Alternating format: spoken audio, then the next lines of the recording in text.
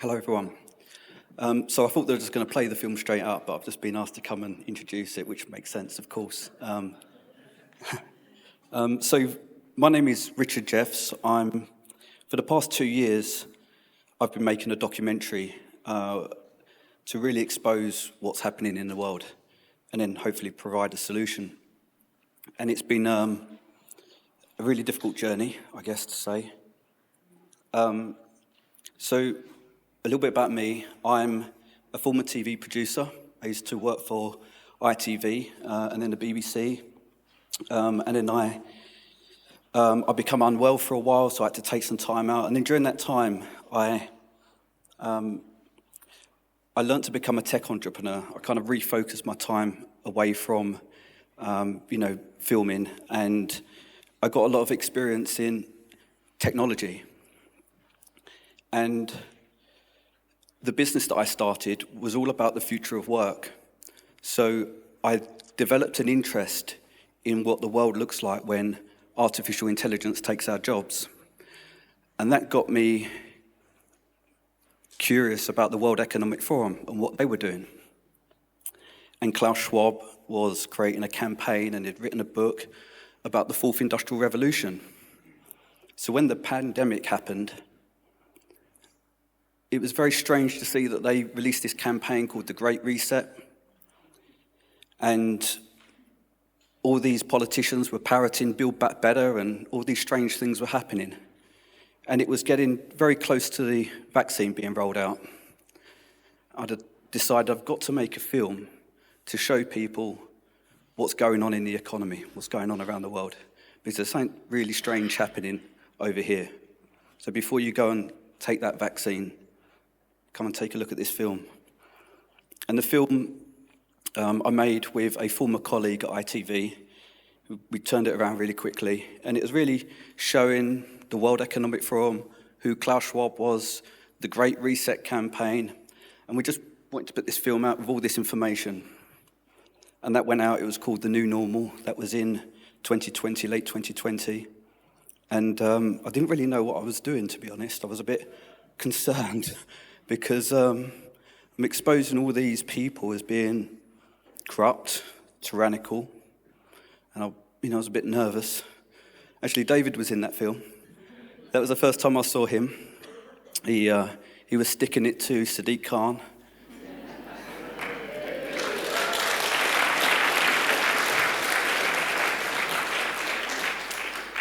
There was a riot that happened in Leicester Square, was it? Trafalgar Square. And I was there, yeah. And the police come flying through and pulled a woman off her chair, and a lot of people got injured. They were really harsh.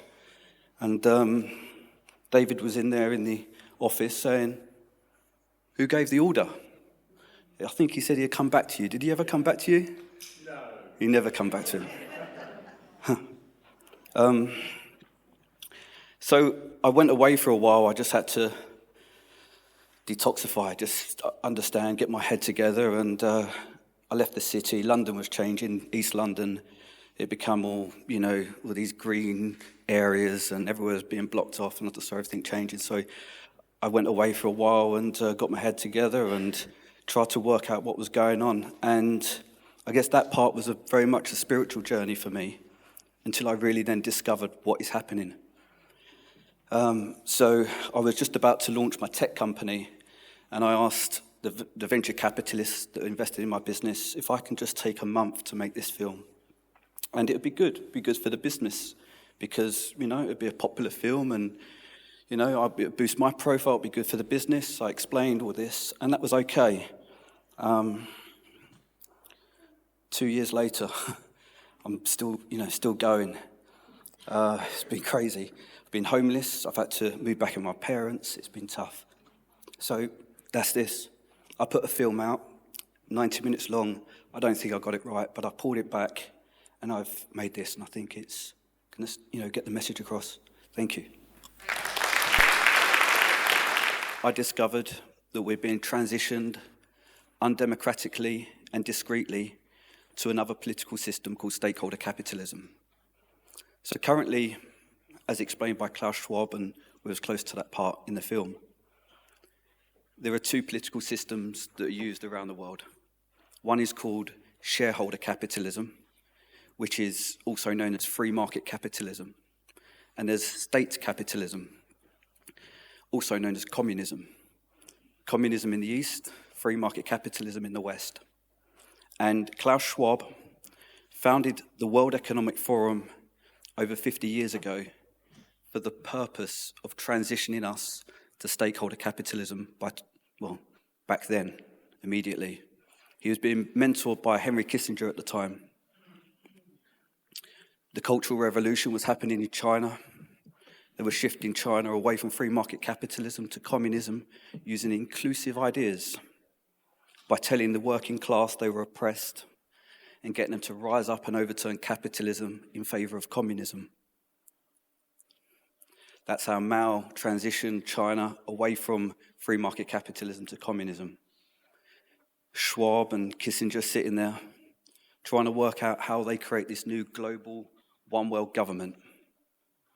So inclusive ideas had to go in the list. And then they came up with another idea.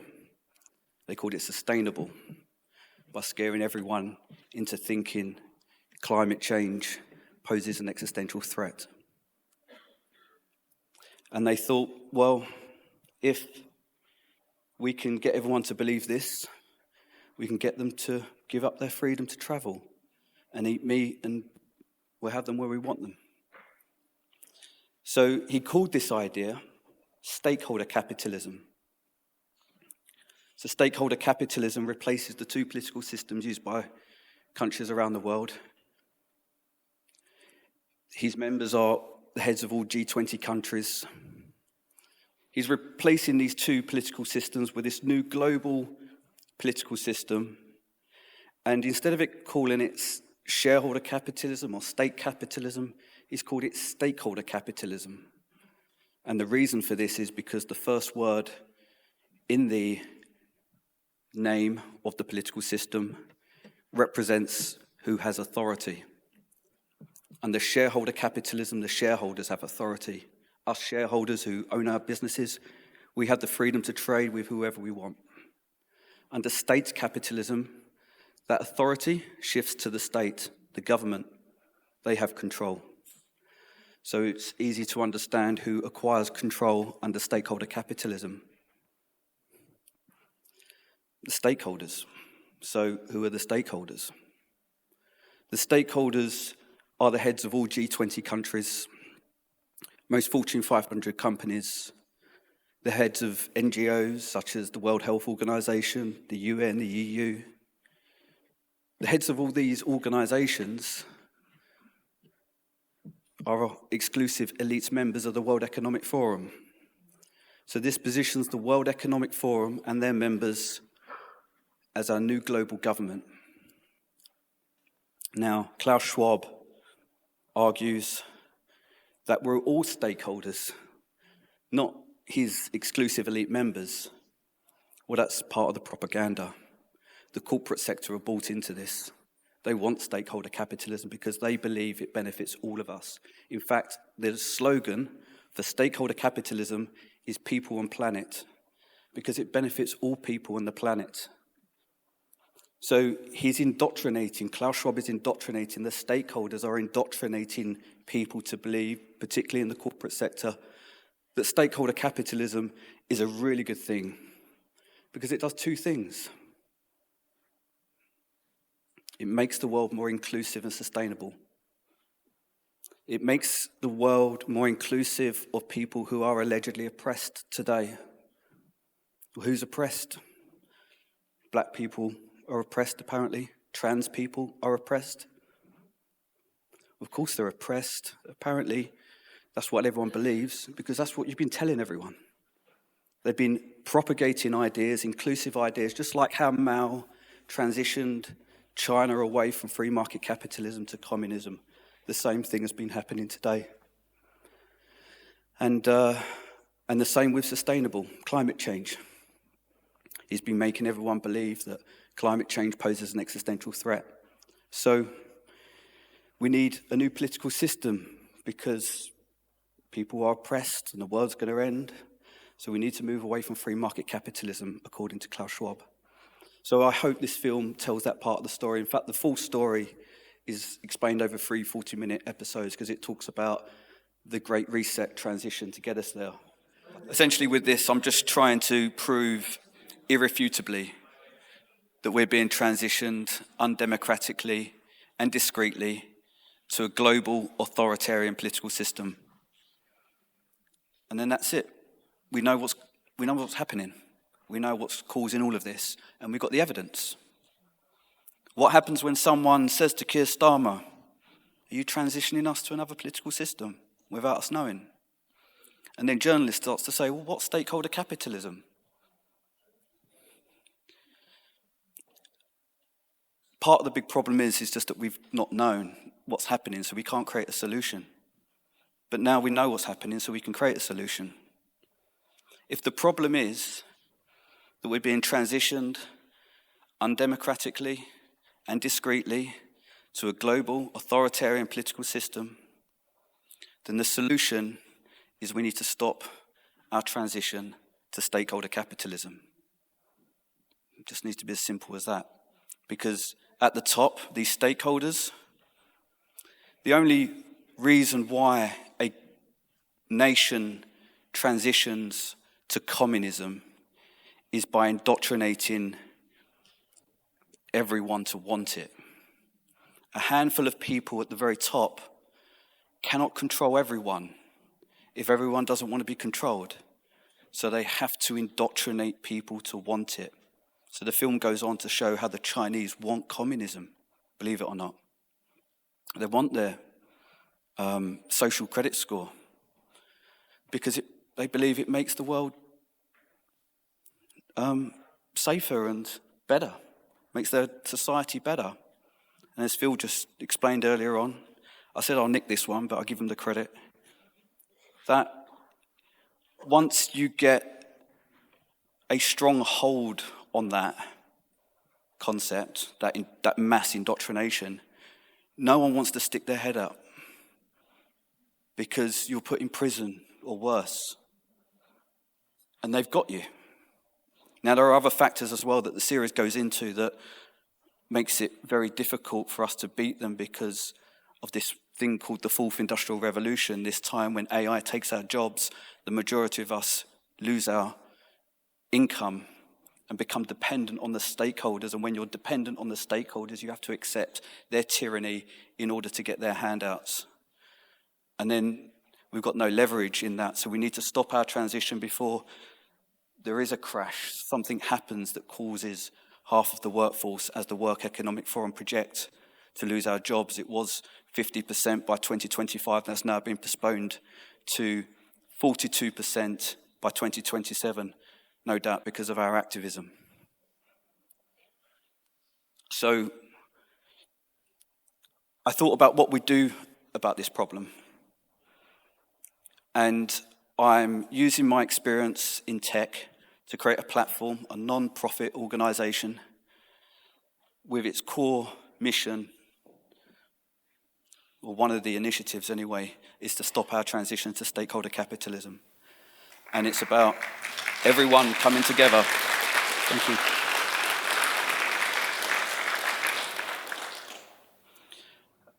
And it's about everyone coming together and following a plan. That's all it is. We just need to have a plan. We need to have a strategy. We need to be organised. And imagine everyone in the room here tagging in Piers Morgan. Piers, take a look at this. Did you know we're transitioning to another political system? It's called stakeholder capitalism. Well, here's a film about it.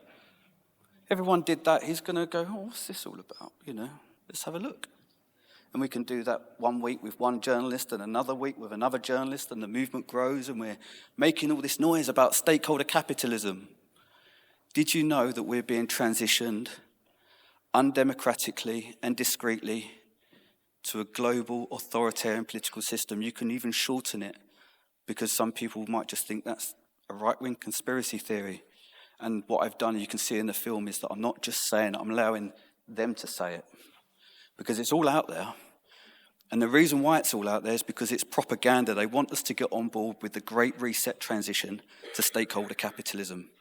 They want us on board with it because it requires all of us to get on board with this transition for it to work.